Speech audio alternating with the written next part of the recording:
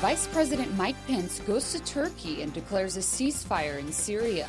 Democratic Congressman Elijah Cummings is remembered in Washington. And a large reward is announced for the capture of murder suspect Jeremy Keene.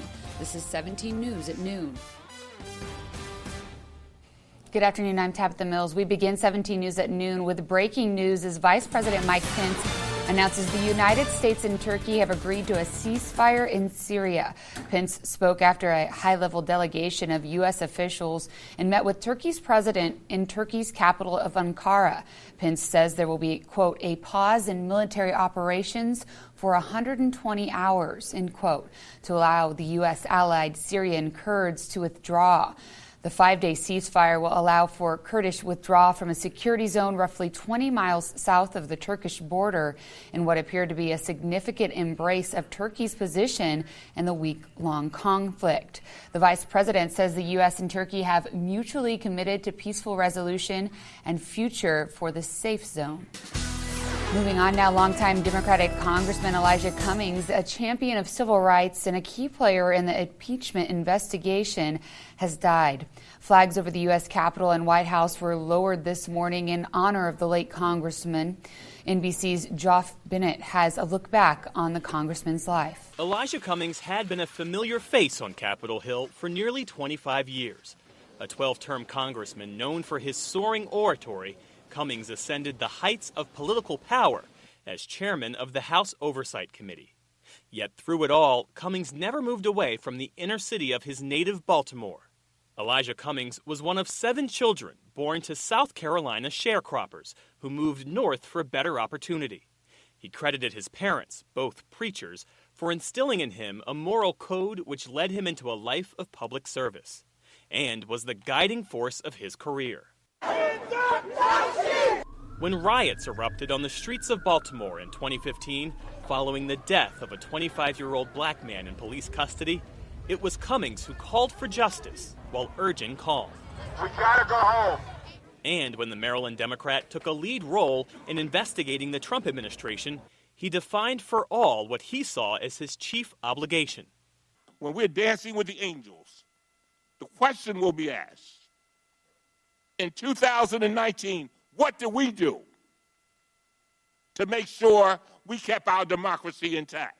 All the while highlighting his friendships across the aisle as a model of what could be, despite an era of deep partisanship. Of all the people on this committee, I've said it and got in trouble for it, that you're one of my best friends. I know that shocks a lot of people. And likewise, Mr. Chairman. Cummings was sidelined for months following heart surgery in 2017. He later told his staffers his recovery renewed his focus on the importance of his work. A calling, he believed, to be the champion in Congress for civil rights and civility. Jeff Bennett, NBC News, the Capitol. Back here at home, millions of people across the world participated in what is called the Great ShakeOut. It's an earthquake drill meant to prepare us to survive and recover quickly after an earthquake. Students across Kern County learned how to drop, cover, and hold on this morning at 10:17. The Great ShakeOut earthquake drill began in Southern California in 2008. And today, California launched a statewide early earthquake warning app. The MyShake app is the first of its kind and was activated today. The app doesn't predict earthquakes. Instead, it uses sensors throughout the state to detect when an earthquake is beginning, then calculates the intensity and location. Alerts are then sent out if the earthquake is expected to have a magnitude of 4.5 or greater. Depending on the quake's epicenter, you could receive a notice several seconds before you feel shaking. There are also safety tips on how to prepare for a quake and recover from one. You can download the app on iTunes and Google Play. And this is all happening on the 30th anniversary of one of the biggest earthquakes in state history. Just after 5 p.m. on October 17th, 1989, a 6.9 magnitude earthquake centered in the Santa Cruz Mountains. It rattled the Bay Area and beyond. The quake killed 63 people and left more than 3,700 others hurt. The shaking cost nearly $10 billion in damage damage with major roadways collapsing, and it all happened just minutes before Game 3 of the World Series between the San Francisco Giants and the Oakland A's. As a result, the series was put on hold for days. Last month was Disaster Preparedness Month, and we hosted a series of web chats to talk about being prepared for any kind of emergency, including earthquakes. You can find those videos on our website, KGET.com. Just click on the Community tab, the Disaster Preparedness. Now let's switch gears a little bit and get a look at your forecast with Kevin. And one thing plaguing the area still as we head into the early afternoon hours is a little bit of cloudiness. We cleared it out this morning, but now they have kind of returned. And this is a typical situation at times when systems start to roll on through. We start to see them bank up in the kind of the east side of the valley or the south end on the west-facing slopes. And that's exactly what we're seeing right now. A little thicker as you make your way towards the Grapevine. You look to the north, and we have mostly sunny conditions. 69 degrees in Bakersfield at this time, a northwest wind at 9 miles per hour. As we take a look at the hour-by-hour forecast today, we are expecting the lower 70s, and then we'll dip back into the upper 50s by midnight. For the mountains, 55 in Tehachapi right now. You've got a westerly wind at 17. These winds will continue to pick up as we go throughout the day, and you can see it right here. Purple indicating we could see some of these wind gusts upwards of 50 miles per hour. And then as we head into the late afternoon, early evening hours, we may start to see the breeze pick up also into the valley. You can see that, especially up to the north, up near Delano, Wasco, out near Lost Hills, Buttonwillow, and Taft. If this does happen, we may see some of that blowing dust, and means that blowing dust could make its way all around the valley location. So we'll be watching for that later on this afternoon and evening. In terms of temperatures into the mountains today, upper 50s expected, and then tonight we will be right back into the 40s right around midnight. We'll talk much more about your forecast. That's coming up in just a few minutes. Kevin, thank you. He slipped through the fingers of officers early yesterday morning. Now the search continues for Jeremy King, a man wanted in connection with the murder of 5-year-old Kason Guyton. Guyton and his brother were shot in 2017 while being driven home from a movie. His brother was hurt and survived. Guyton did not.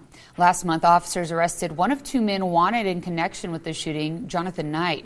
Then yesterday morning, police say they spotted King riding around southwest Bakersfield.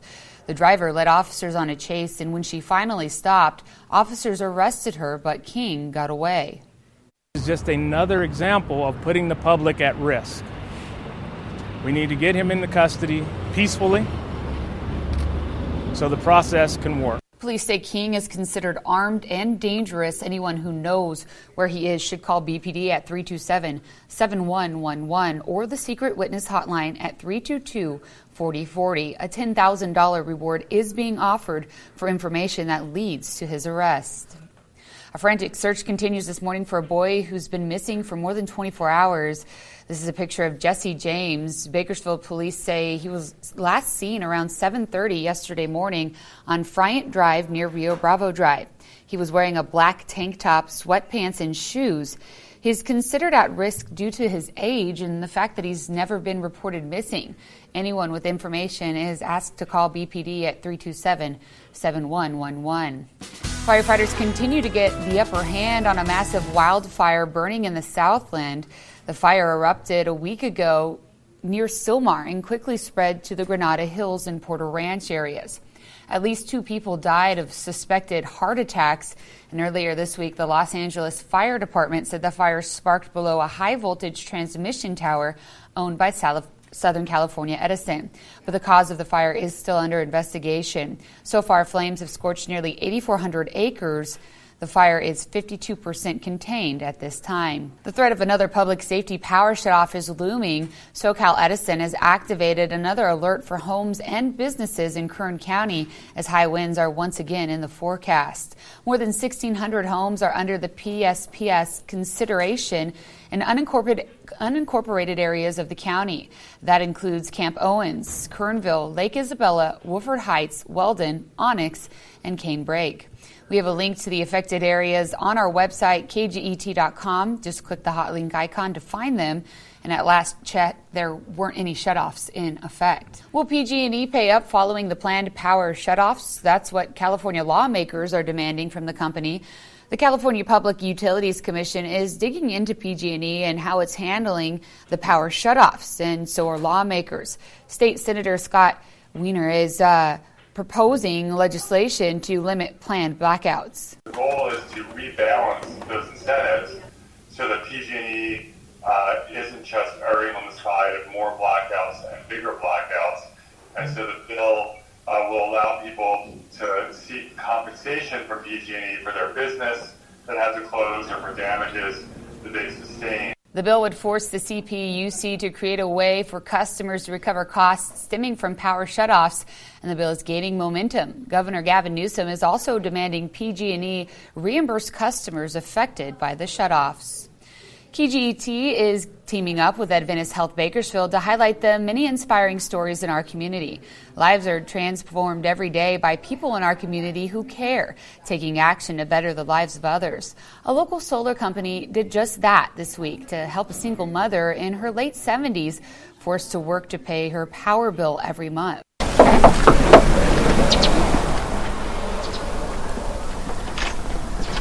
Hi. Artie? Yes. We wanted to bring you a little something. A company wants to present you with a check for $15,000. Oh my God! So, it's real. It's real? It's here. Lift Energy surprised 79-year-old Hortensia Prendez, or Artie as she's called, with a check for $15,000 yesterday. Artie's husband was killed 60 years ago during a robbery at a small grocery store the couple owned in East Bakersfield. At the time, the couple had a 9-year-old son and a 3-month-old daughter. The couple also just bought a home, the home Artie lives in today. She worked tirelessly all these years to keep the home, but when employees at Lift Energy found out she was paying upwards of $1,200 a month on power, the company stepped in. The only reason that I think we survived as like we have is because of the good Lord above. He has taken care of us, and I've had to work, but I've always enjoyed my work. God has gotten us this far, and He's not going to leave us. Kind of breaks your heart when you hear that, you know, at her age and like her background in her life, she's still working, and you know, trying to pay her power bill, you know, paying a $1,200 power bill in the summer, to know that that's like a stress that she has. And if we can give back to someone that really needs it, it's pretty cool. Artie's roof couldn't hold the new solar system, so Lift Energy announced they will replace her roof free of charge, as well as install the new solar system. The president's own U.S. Marine Band is coming to Bakersfield. How you can win tickets for the special performance just ahead. But first, is baby food safe? The shocking results of a new study aimed at finding what's in baby food. That's ahead in your 17 Health Watch.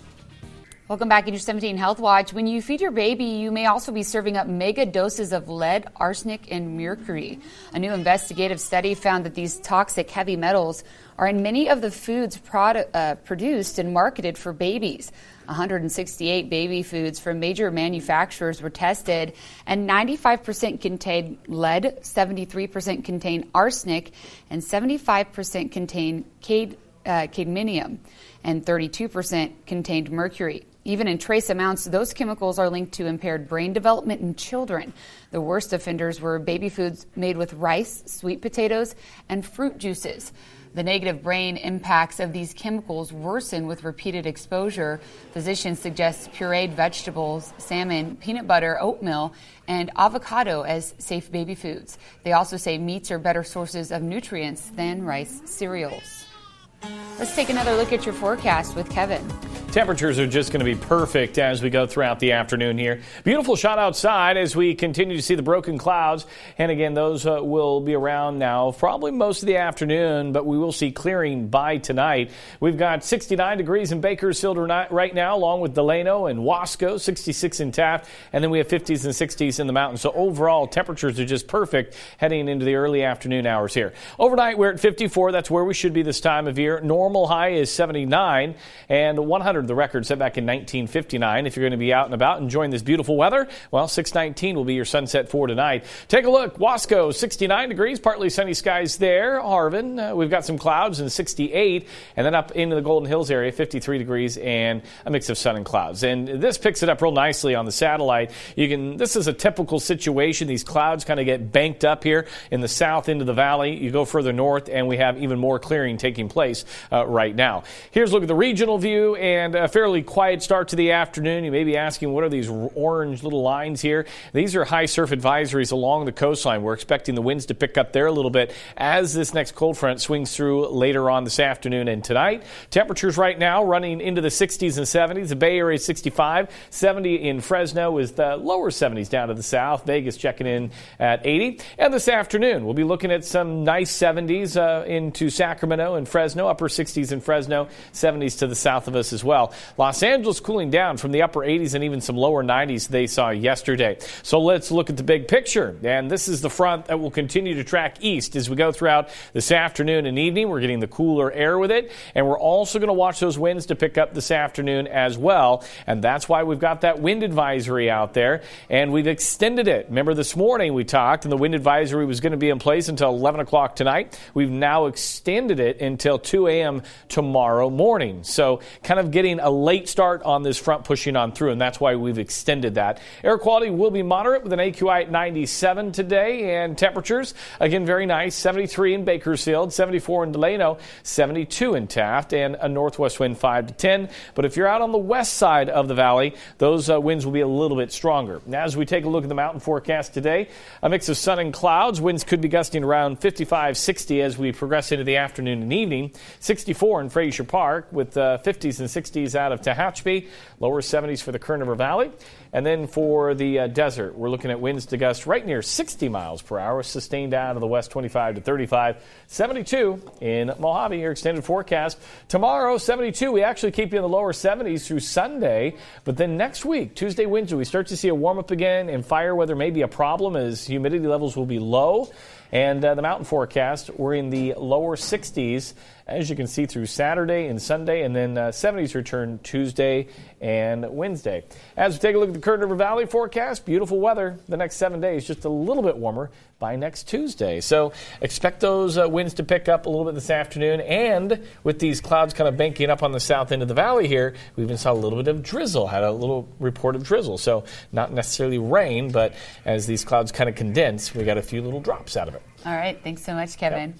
Well, the president's own U.S. Marine Band is coming to Bakersfield, and we have your chance to win tickets right now. This Sunday, the Marine Corps Band will perform at Mechanics Bank Convention Center. Ticket holders must be seated by 12:45 p.m. or the seats will be given away.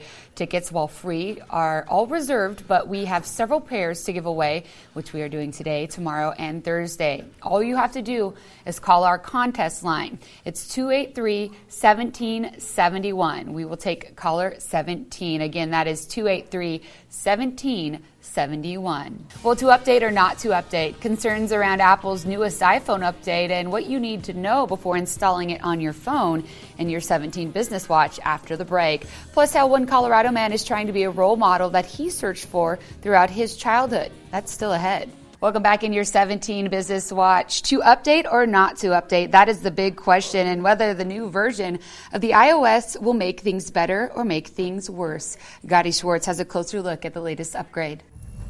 iPhone 11. It was a rollout that promised the full power of the iPhone, better camera function, smarter navigation, a dark mode, easier on the eyes. But so far, Apple's new iOS 13 has a lot of people seeing red. Every time they do an update, it makes the battery drain faster. I really don't like this update. It's just destroying my phone, and I don't understand why. And the list of glitches is growing. Inability to make calls, drained batteries, phones not ringing, missing voice memos, camera glitches. So far today, my phone has frozen on 2 different calls, so time for another reset. Apple now in its third round of the update, version 13.1.3 to be exact, with versions 1 and 2 fixing some bugs while causing others to pop up. Users writing, the worst ever update by Apple. Dear Apple, I love you, but I hate you and can't trust you anymore. Another tweeting, I phoned Apple support and the call dropped twice while I was on the phone. This started after I upgraded. We reached out to Apple and they directed us to their Apple support site saying, less than a month after its release, over half of active users have already upgraded their phones to iOS 13. Apple says, quote, iOS 13.1.3 includes bug fixes and improvements, but users still have plenty of complaints. The flurry of back-to-back software updates, rare for the tech giant, comes as the company makes other big moves, including the launch of a whole new operating system for iPads, a new video game subscription service called Apple Arcade, and a streaming service, Apple TV+. This is where we build our new home. Despite the random glitches, the company stressing, quote, keeping your software up to date is one of the most important things you can do to maintain your Apple product security. Now hoping a few bruised Apple updates won't spoil the bunch. Welcome back. A number of churches are undertaking construction projects. One of them will be held tonight at Our Lady of Perpetual Health Church in East Bakersfield. And event co-chairwoman Lisa Kimball is joining us this morning to tell us a little bit about it. Good. Thank you for joining us. Oh, thank you for having me. So tell us a little bit about an evening under the stars. Evening under the stars, and I think listening to Kevin's forecast, I think it's going to be a beautiful evening tonight.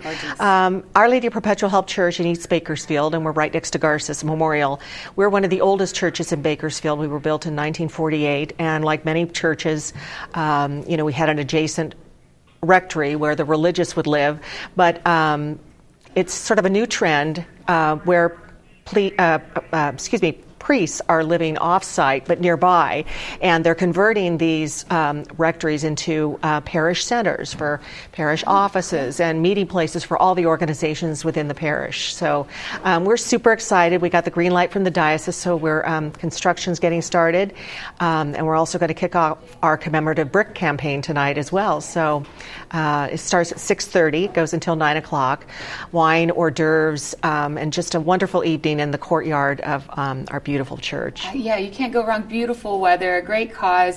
And if people want to get tickets, where can they go? So tickets will be available tonight at the door. Well, it's outdoors, but it will be available tonight. Or you can go to the website, our church website, or you can also call Our Lady of Perpetual Health Church. Okay, OLPH, Our Lady of Perpetual Health, for more information. Lisa, thank you for joining us. Oh, thank you for having me. Always a pleasure. We'll be right back after the break. Welcome back. Finally at noon, one Colorado man is trying to be the role model that he searched for throughout his childhood so that kids with similar conditions can feel more empowered and accepted. Tony Mimmel is a professional guitarist. He was born with one hand and taught himself how to play. He says he didn't have many mentors who looked like him growing up, and he wanted to change that for future generations. So he travels the world as a Lucky Finn ambassador, holding concerts at schools and other places to help inspire people with different limbs to never give up on something they love. That's wonderful. Yeah, I tell you, never give up on your dreams. And it doesn't matter what disability you have. If you put your mind to it, it's all yours. Have a great afternoon. 17 News, your local news leader, continues 24 hours a day on KGET.com and our 17 News app. In the spirit of the Golden Empire, 17 News.